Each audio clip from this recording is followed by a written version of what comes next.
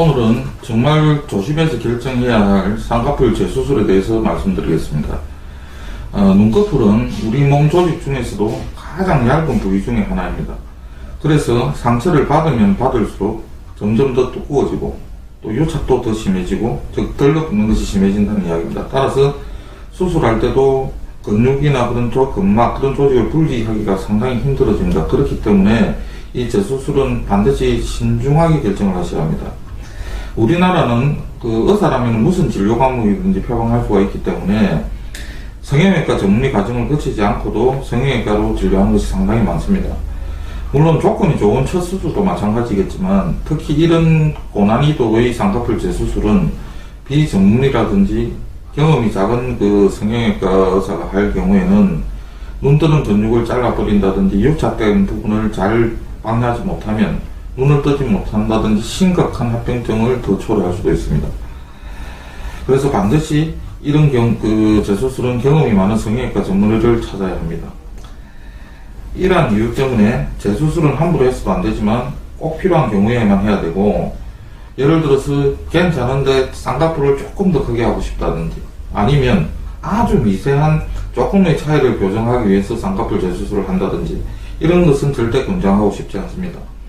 조금 좋아지려다가 더 망쳐가지고 그렇게 오는 경우를 무척 많이 봤기 때문에 누가 봐도 교정이 필요한 상태, 그런 경우에만 재수술을 하는 것이 맞습니다. 쌍꺼풀 재수술에서 가장 중요한 점은 조직이, 여유있는 조직이 얼마나 많이 남아있냐 하는 것입니다. 예를 들어서 너무 수술을 많이 하게 되면 남아있는 조직이 없기 때문에 수술이 불가능한 경우도 상당히 많습니다.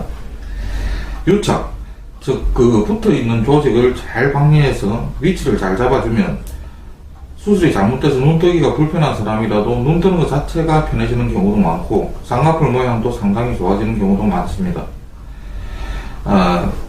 예를 들어서 너무 진하거나 크게 된 쌍꺼풀은 그렇지만 아무리 다시 잡아줘도 다시 제자리로 돌아간다든지 그런 경우가 종종 있는데, 그렇기 때문에 저는 환자들한테 모든 성형이 그렇듯 쌍꺼풀 크기에 절대 욕심을 내지 말라고 합니다.